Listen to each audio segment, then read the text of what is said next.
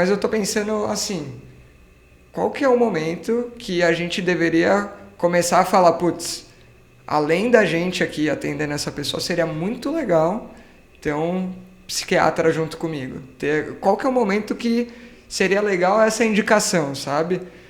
Acho que, sei lá, tá me dando muito essa curiosidade, assim, de um norte mesmo. Tem várias situações... discute isso direto, né, Cássio? Não, porque tem várias situações que eu consigo imaginar, mas, pô, ter um pouco mais de clareza nessa decisão, acho que seria muito legal. Bom, é difícil, é muito difícil, assim, falar se isso ou aquilo. Porque essa definição, assim, específica não existe. Mas eu acho que tem uma interface muito grande. Você falou de corpo e mente, né? Que vocês estão cuidando do corpo e precisa cuidar da mente.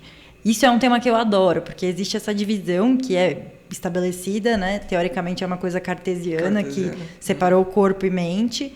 E até por motivos religiosos, para poder fazer dissecção de cadáver sem ter uma coisa que fosse corromper a alma, né? Então, quando você separa, depois daquela pessoa tá morta, bem. Não tem mais alma, então você não estaria corrompendo aquele espírito, você estaria só dissecando um cadáver. Mas que, na verdade, hoje em dia a gente vê que tem cada vez mais correlação. Então, por exemplo, a gente fala de transtorno funcional. Hoje em dia, a gente vê que tem alteração do funcionamento cerebral correspondente àqueles déficits de movimento que, teoricamente, tem substrato psíquico. Então, existe algo biológico ali acontecendo simultaneamente. A gente vê que psicoterapia faz modificação de expressão gênica. Então, essas coisas elas não estão separadas, elas são uma coisa só. E vocês estavam falando de lombalgia em depressão. É muito frequente em serviço de pronto atendimento a pessoa chegar com uma queixa de eu tenho uma dor de cabeça que não passa. E que, na verdade, é uma depressão. Porque, muitas vezes, sintomas psíquicos se manifestam através de sintomas físicos, que são mais aceitos pela nossa cultura. Porque ainda tem muito estigma, né? Em transtorno de saúde mental. Então...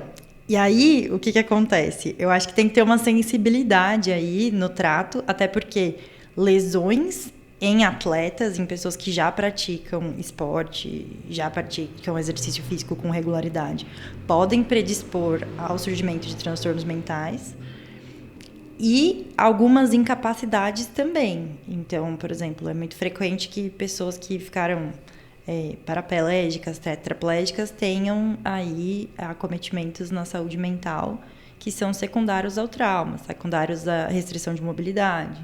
Então, ficar atento e tentar entender o quanto que aquilo ali passou do que seria uma resposta proporcional para a situação que a pessoa está vivendo. E aí tentar sempre também ver isso dentro do contexto do indivíduo, não aplicar os nossos valores. Então...